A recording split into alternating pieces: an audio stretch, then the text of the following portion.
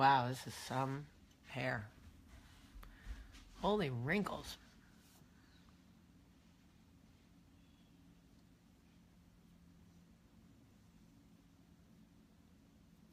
Good morning. Good morning. Good morning. Good morning. How is everybody doing this morning?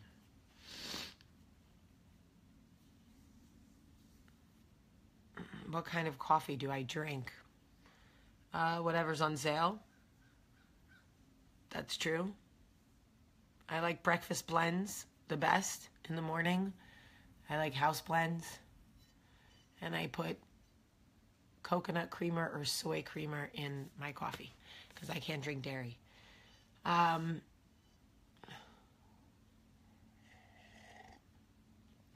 It's Friday and it's going to be 80 degrees in Birmingham today.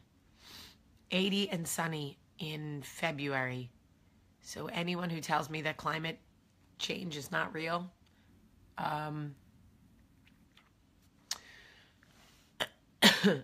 anyway, I was cheering for Olivia at her basketball game last night, so my voice took a back seat. I'm tired. My refrigerator's leaking. I'm tired. But I'm good. I wanted to tell you guys a story. Oh my God, Jennifer Trace, no coffee. What is happening? So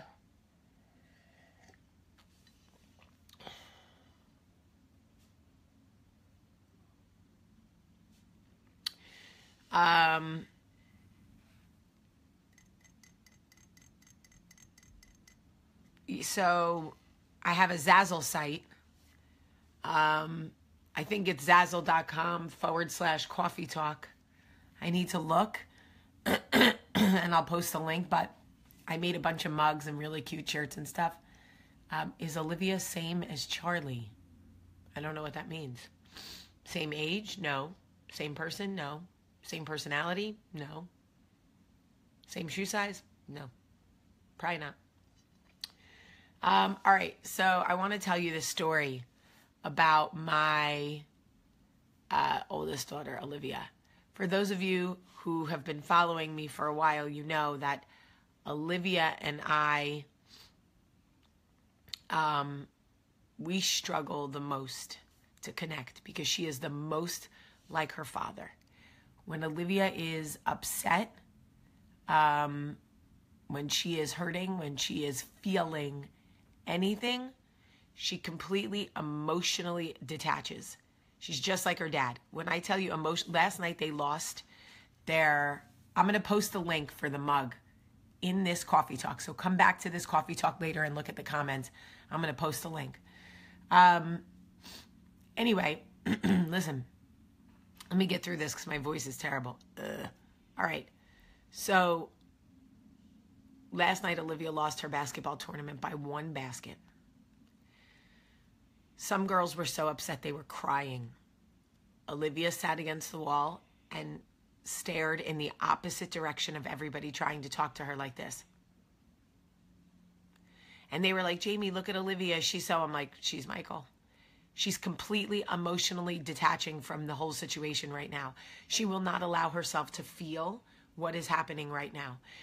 So finally, she started to cry, okay? And everyone kept telling her, don't cry, Olivia, don't cry, Olivia, don't cry. And she kept wiping her eyes like this. And so finally I pulled her aside and I said, baby, come here. I said, listen to me. You go ahead and cry. You are allowed to feel disappointed. You are allowed to feel sadness. You are allowed to cry if you want to cry. Don't stay there forever. Take a knee if you need to. Cry it out. And when you're done, get up and wipe your face and move on. But you're allowed to cry. And she kind of like nodded at me. Like, thank you. And I thought, I can't have people telling this one not to cry. Because this one barely shows emotion as it is. And that's what happened to my husband. His whole life being told, suck it up, buck up, no crying, you're a boy, you're a man, blah, blah, blah. And I get it. It's a little bit different with men and girls, but that's a whole different coffee talk. But she's built just like him. And I was like, honey, go through it. Like, you're allowed to feel the same way I'm allowed to feel. Like, if you feel disappointment and your body is telling you it wants to cry, that's the way, that is how your body heals from experience. You lost your game. Your body wants to purge the emotion. Purge it. I don't want you taking all that emotion home. Like, real talk. I want my children to have healthy feelings and healthy responses to things, you know? So anyway, I wanted to tell you all about what happened the day before. So on Wednesday, I get a call from the school that Olivia hurt her neck playing soccer. So I talked to my daughter. Baby, what's going on? My neck really hurts. My neck really hurts. So I'm like, okay, now Olivia's not a crybaby, and she's not a drama queen, and she had basketball practice. She never wants to miss basketball practice. So I said to her, do you think you could stay at school, or do you think I need to come get you? And she said, I think I can stay. 20 minutes later, they called me from school that she was hysterical crying, that her neck hurt so bad. She got on the phone. She was hysterical. I said, I'm coming to get you. I jumped in the car. I ran to the school. I picked her up. She got in the car. She pulled a muscle in her neck. She could not move her neck. She was hysterical crying. Like, I almost thought maybe she had meningitis, or like I needed to go to the hospital. Like, I was like, this is not good, okay?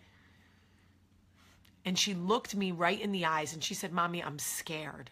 And I said, why are you scared? She said, I've never felt pain like this before. I said, okay, don't be scared. And I'm going to tell you why. You have no fever. You have no other symptoms. We know it's not something more serious.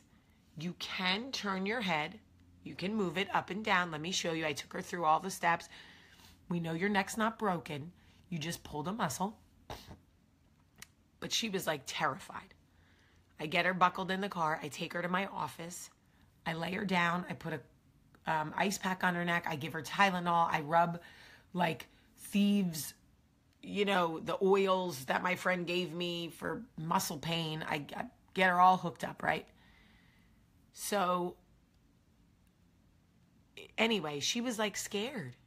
So, and then she was hungry. So I sat on the floor and fed her bites of food, right? Didn't think twice about it. She had to go to the bathroom. I helped her up, walked her down the hall, helped her get on the potty because every time she moved her neck, she was afraid it would hurt. Wiped her. Okay, she's 9. We've come a long way from that. Brought her back to my office. Long story short, I took care. What do you mean? I took care of her. It's like, whatever. So we get home and we skip basketball, obviously. She lays down and I take care of her. I feed her dinner. I get in the shower with her. I wash her hair. I wash her body because she can't lift her arms. And then I put her to bed with a heating pad. And I tell her that the first day is the hardest. And the second day it will hurt, but it'll hurt a little less, and so on and so forth, and that she will get better. So she was like, okay. So I kissed her all over her face, and we said prayers, and I asked God to heal her neck so she would feel better. And oh my God, I have 2 stories to tell you. This is so important. Anyway, so I put her to bed. I come downstairs, and I'm working on my horror script. I'm on deadline for this horror movie. I have to go to LA next week. I'm trying to get it done. I'm in my bedroom and I hear footsteps coming down the steps. Slow. Now I know Max is like a golden doodle. When Max comes down the steps, it sounds like a golden doodle. Dum, dum, dum, dum. Big fat feet. So I knew it wasn't Max. And I know the way Charlie comes down the steps. She goes 1 foot, 1 foot on the same step. 1 foot, 1 foot. 1 foot, 1 foot. She still doesn't know how to alternate feet coming down the steps.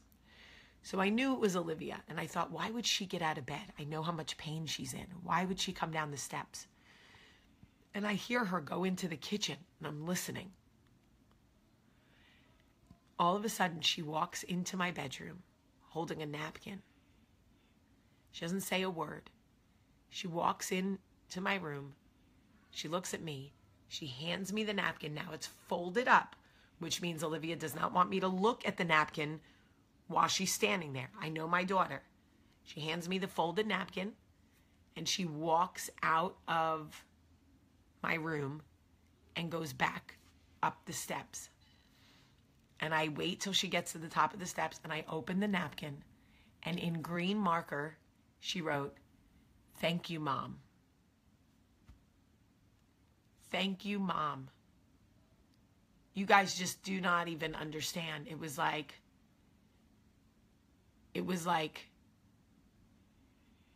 she saw me. Some days I wonder, do they see me?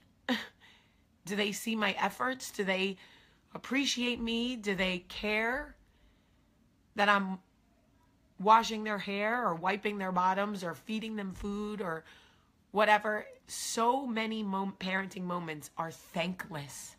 They are so thankless. I don't know if she was thanking me for reassuring her that she didn't have to be scared. I don't know if she was thanking me that I washed her hair. I don't know if she was thanking me because I prayed for her before we went to bed that God would heal her neck. But it was 3 words on a napkin. And I'm telling you, I held on to that napkin like the Pope had just canonized me, and I was like Saint Teresa. I am not kidding. I was like, oh my God, she sees me. She gets it. Oh, like whatever. It was so incredibly important to me because, like I said, there are so many thankless moments. And so I wanted to share that with you because there are so many of us that are working for the validation from our kids. Like, do you see me? Is it all worth it? Like something. And that napkin just meant the world to me. To think that she was in so much pain and she got out of bed and came down the steps to write me the napkin was like, oh my gosh. I was like, and I want to tell you something else really quick. I say something to my kids a lot. And yesterday, Max and Olivia brought something to my attention when we were filming that video. And I really want you to hear this because it gave me pause. And anything in life that gives me pause, I want to share with you on Coffee Talk. And I think you guys, it will give you... Y'all cannot use the ice maker, guys. The refrigerator's broken. Thank you. Olivia, put snacks in your backpack, please. All right. So just listen really quick. Yesterday, me, Max, and Olivia sat outside and just talked for 45 minutes without Charlie. It was so nice because God knows I love Charlie, but man, she is, and she's all distracting and all over the place, okay? So I told my children, we were talking about things going on in the world, and I said, one of my primary jobs as a mom is to ensure that I raise my children as good people, that you see people for who and what they are, in good and bad, and that you treat them fairly, not fairly, that's not even a word, that you treat them fairly, that you treat them equally, that you love them first until they give you a reason not to. And we were talking about it. And I said words that I say all the time. I want you to listen. Please really listen to what I'm saying. I said to my children, I want to ensure that you approach the world with a Christian heart. And my son said, Yeah, because you used to have a Jewish heart, and that wasn't good. You have to have a Christian heart. Y'all, when I tell you that my breath sucked out of my body and my brain started spinning, I think my armpits started sweating, I started to feel nauseous, and I realized, oh my, oh my God. Oh my God. What have I done? What am I doing? What am I doing? And I said, oh, no. Holy crap. And I said, okay, Max and Olivia, every once in a while, mommies get stumped. We get stumped. We need a minute to think about the best way to answer you. And right now, I'm going to ask that the two of you give me a minute to think about how to answer you. Okay? And they were like, okay. And I realized that because Michael and I, with our best intentions, are constantly reiterating to our children that the best heart to have is a Christian heart, we have single-handedly, unknowingly, made our children feel like having a Jewish heart or a Buddhist heart or a Muslim heart or a whatever heart is less than, is not the best heart to have. Holy smokes.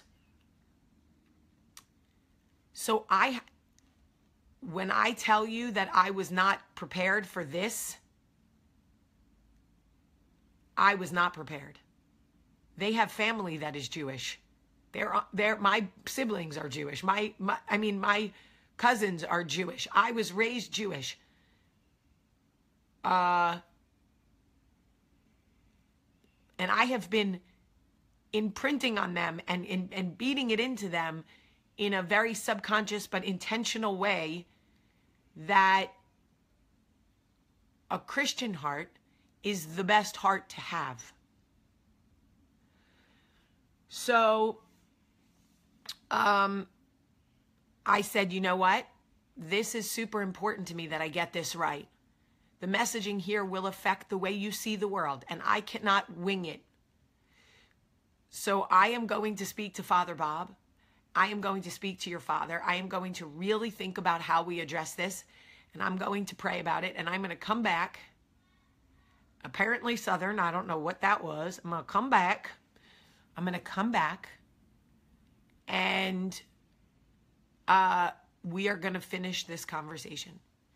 So that is what I fully prepare to do, because in no way would I ever want my children to go out into the world and believe that Jews or anybody are less than because they have the best heart. They have the Christian heart, and somehow the Christian heart is superior to the whatever heart. No. Remember Miss Poole from the Hogan family? No. So I am going to, excuse me, Tessa Broomhall. Amen. Morals, respect, all of those things have nothing to do with religion, which is why Coffee Talk is not religious, which is why it is based on the human connection, social responsibility, and kindness, because you do not have to believe in Jesus or God to be kind. Believe me when I tell you that atheist, yes, you can be anything. You can believe in this clip and still be kind. 150%. I'm not taking y'all to church. No. You're welcome to come to church with me, but that's not where I'm taking you. Okay. These conversations are very important. I'm so glad that you guys are here with me, though, because it is so important that we have these conversations together. Nobody else is having these parenting conversations. And I will let you know how I respond to my children and how that conversation goes. All right, it's Friday. I love you guys so much. You cannot know how much I love you and how thankful I am for you. Please share this video. Please. It takes 2 seconds. Just click share and write, hey guys, you need to watch this. It's a great parenting conversation. Just share it. I'm going to go through and see everybody who shared it and comment on your pages. So thank you so much for sharing it. I love you guys so much. Have a great day.